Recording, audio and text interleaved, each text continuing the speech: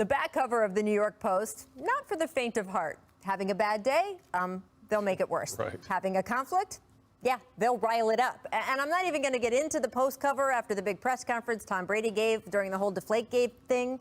You people have Google. You can look it up. This is a family show. But while New York's tabloids may often be merciless, when they do give their seal of approval, it means something. And so it was nice to see this morning's great headline commemorating the Knicks' longest winning streak since 2014. Something genuinely wonderful is happening with this team. And yeah, part of it is just what we've been talking about all season. After spending so long as one of the most poorly run organizations in sports, the Knicks are actually a functional franchise now. But it is more than that. It's the way this team is winning, with that kind of effort that has made them one of the strongest defensive teams in the league, with execution and cohesion that allows them to often be greater than the sum of their parts. No, this team does not have two MVPs like the one across the East River, but they do have players who are pushing the boundaries of how to be their best selves, most notably Julius Randle, whose expansion of his game from distance has fueled what has been a remarkable career resurgence. Coming into this season, Randle's career average from behind the three-point line, 29.5%.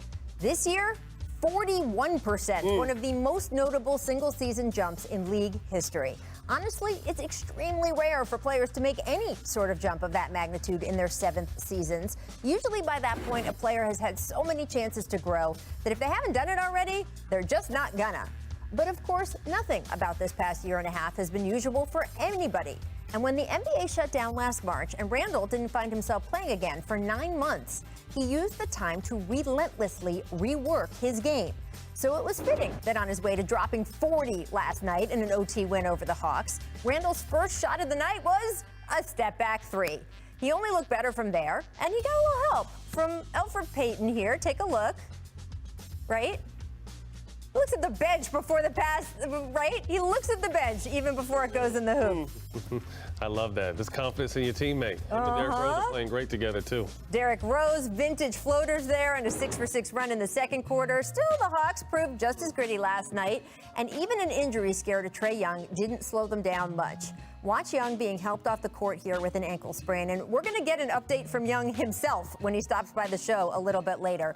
But even last night, we got the news that it was not a major injury. Here was Young's tweet after getting his ankle scanned, quote, "God had my back with this one. We be back soon. We move." Meanwhile, as Young was getting treatment, the game went into overtime, and that's when Randle again powered through the Knicks.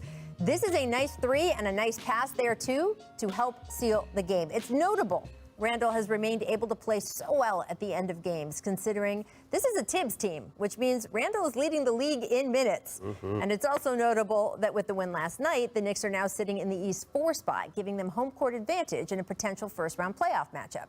Even the tabloids agree. What's possible for this team just keeps skyrocketing. Get ready for some fun back covers in the months ahead.